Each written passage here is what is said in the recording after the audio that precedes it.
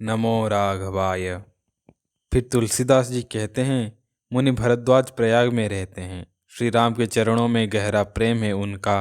माघ महीने में जब सूर्य मकर राशि में जाते हैं, हर कोई तीर्थराज प्रयाग आता है। देवता, मानव, राक्षस सब तीर्थ में स्नान कर सब मुनि भरद्वाज आश्रम में एकत्र होते हैं। एक बार जब लौट चुके तो मुनि याज्ञवल्क्य को भरद्वाज जी ने रोक लिया, चरण धोकर आदर से बैठाया और बोले, नाथ, मेरे मन में एक संशय है। राम कौन है? क्या वे ही राम है जो दशरथ पुत्र हैं, जिनका चरित्र सब जानते हैं, या वे और कोई हैं जिनका ध्यान स्वयं शिव करते हैं? याज्ञवल्क्य मुस्कुराए और बोले, तुम सच्चे राम भक्त हो। तुम्हारा प्रश्न सरल है पर भाव गहरा है। सुनो राम कथा, जो अज्ञान रूपी महिषासुर का नाश करती है। राम नाम की महिमा इतनी है कि स्वयं शिव उसे जपते हैं। यही नाम जीवों को परम गति देता है। इसी संवाद से शुरू होती है राम कथा की असली गहराई। तुलसीदास जी कहते हैं, त्रेता युग में शिवजी माता सती के साथ अगस्त्य ऋषि के आश्रम गए। ऋषि ने उनका स्वागत किया और राम कथा सुनाई। शिवजी ने आनंद से कथा सुनी और हरि भक्ति पर चर्चा की। जब वह लौट रहे थे तभी श्रीहरि ने रघुवंश में जन्म ले लिया था। पिता के वचन पर राजपाट त्याग कर वे दंडकारण्य में वनवासी बने थे। शिवजी मन में सोचते जा रहे थे, भगवान गुप्त रूप में अवतरित हुए हैं। मैं दर्शन तो करना चाहता हूँ, पर मेरे जाने से सब जान जाएंगे कि यही विष्णु हैं। एक और मन में लालसा, दूसरी ओर भेद खुलने का भय। शिवजी के हृदय में उथल पुथल थी, लेकिन माता सती इस रहस्य से अनजान थी। शिवजी के मन में डर था, पर आंखें श्री राम के दर्शन की लालच में चमक रही थी।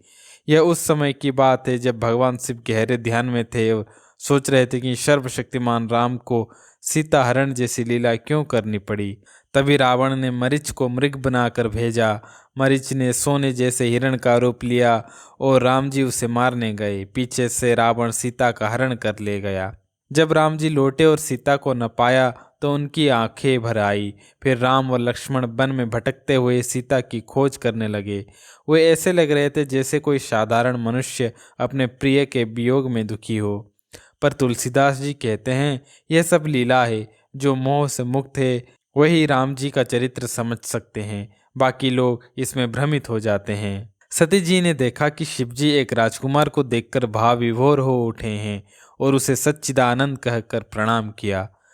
सती जी के मन में संदेह हुआ, क्या वही ब्रह्मा जिसे वेद भी नहीं जानते देह धारण कर सकता है? उन्होंने सोचा, यदि भगवान विष्णु स्वयं है तो क्या वे अज्ञानी की तरह पत्नी को खोजते फिरेंगे? लेकिन फिर ये कैसे हो सकता है कि शिवजी जैसे सर्वज्ञ पुरुष ऐसा कहें? शिवजी सब जान गए और बोले, हे सती, तुम्हारा स्वभाव स्त्रियों जैसा है, पर ऐसा संदेह उचित नहीं। जिनकी भक्ति मैंने स्वयं मुनियों को बताई है वही श्री राम मेरे इष्ट हैं। वे परम ब्रह्म हैं जिन्होंने भक्तों के हित में रघुकुल में जन्म लिया है। फिर शिवजी बोले, अगर अब भी संदेह है तो जाओ परीक्षा ले लो। मैं यहीं बटवृक्ष के नीचे प्रतीक्षा करूंगा। जब सती जी ने श्री राम को सिर्फ एक राजा समझा और उनकी परीक्षा लेने का विचार किया, तब शिवजी ने उन्हें रोका था। सती जी ने अपने पति शिवजी की बात पर संदेह होने के कारण सीता जी का रूप धारण किया और उस रास्ते पर चल पड़ी जहां श्री रामचंद्र जी थे। लक्ष्मण जी ने जब सती को सीता के वेश में देखा तो वे चकित और भ्रमित हो गए, पर प्रभु राम के प्रभाव को जानने के कारण वो शांत रहे। सर्वज्ञ श्री राम सती का कपट तुरंत जान गए। उन्होंने हंसकर विनम्रता से सती को प्रणाम किया और अपना परिचय देकर पूछा, वृषकेतु मतलब शिवजी कहाँ हैं? आप अकेली वन में क्यों घूम रही हैं? राम के ये रहस्य भरे वचन सुनकर सती को बहुत संकोच हुआ और डर लगा। वह चुपचाप चिंताग्रस्त होकर शिवजी के पास लौट गई। अब लौटते वक्त सती के मन में बहुत ग्लानि हुई। उन्हें समझ आ गया कि उन्होंने बहुत बड़ी भूल की है। उन्हें न सिर्फ शिवजी का कहना टाला, बल्कि राम जी जैसे परम ब्रह्म को समझ नहीं सकी। मन में पछतावा इतना गहरा था कि उनका अंतःकरण जलने लगा। तभी रास्ते में उन्हें एक विचित्र दृश्य दिखाई दिया। जहाँ भी वो देखती उन्हें श्री राम, लक्ष्मण और सीता ही दिखाई देते। आगे पीछे दाएं बाएं हर जगह वही त्रिदेवों की पूज्य साक्षात नारायण श्री राम अपने अपने दिव्य रूप में विराजमान थे। सती ने देखा कि एक नहीं अनेक ब्रह्मा, विष्णु और शिव भगवान राम की सेवा में लगे हैं। हर देवता के साथ उनकी शक्ति, जैसे लक्ष्मी, सरस्वती, पार्वती, सब साथ थी। उन्होंने पूरी सृष्टि को प्रभु राम के रूप में देखा। हर चराचर जीव उन्हीं से उत्पन्न और उन्हीं में लीन दिखाई दिए। ये सब देखकर सती का भ्रम टूट गया। भय, ग्लानि और आश्चर्य में वे कांप उठी, होश खो बैठी और आंखें बंद करके वहीं बैठ गई। जब दोबारा आंखें खोली तो सब कुछ सामान्य हो गया। अब उन्हें राम जी के दिव्य स्वरूप का साक्षात्कार हो चुका था। फिर वे बार बार राम जी को प्रणाम करते हुए चुपचाप लौटकर शिव जी के पास चली गई। लेकिन अब सती जी ने स्वयं सीता का रूप धारण कर भगवान राम की परीक्षा ली तो शिव जी ने ध्यान लगाकर सारी लीला देखी। सती का रूप बदलना और राम की माया के प्रभाव में आकर उनसे झूठ कहलवाया जाना, यह जानकर शिव जी को बहुत दुख हुआ। वे समझ गए कि यह सब भगवान की माया है और ईश्वर की इच्छा के बिना कुछ नहीं होता। शिव जी सोचने लगे, अगर अब मैं सती जी से उसी तरह प्रेम करता रहा तो यह भक्ति मार्ग के लिए अनुचित होगा। भक्ति का मर्यादा रखने के लिए उन्होंने सती से वैराग्य ले लिया, क्योंकि भगवान की लीला में परीक्षा लेने वाले को वह स्थान नहीं मिल सकता जो निष्कलंक श्रद्धा वाले को मिलता है। सती बहुत पवित्र थी, लेकिन जब उन्होंने श्री राम को केवल एक साधारण इंसान समझकर उनकी परीक्षा ली तो शिव जी के हृदय में गहरा दुख हुआ। वो बोले नहीं, लेकिन मन ही मन उन्होंने तय कर लिया कि अब सती से इस शरीर में कोई संबंध नहीं रहेगा। शिव जी राम का नाम लेते हुए लौटे और तभी आकाशवाणी हुई कि जय हो महादेव, आपने सच्ची भक्ति निभाई। सती को जब यह बात समझ में आई तो उन्हें बहुत पछतावा हुआ। उन्होंने महसूस किया कि शिव जी सब जान चुके हैं और उन्होंने राम के लिए जो कपट किया वो ठीक नहीं था। लेकिन शिव जी ने फिर भी सती से कुछ नहीं कहा। अब सती बहुत दुखी रहने लगी, न किसी से कह सकती थी, न अपने दर्द को संभाल पाती थी।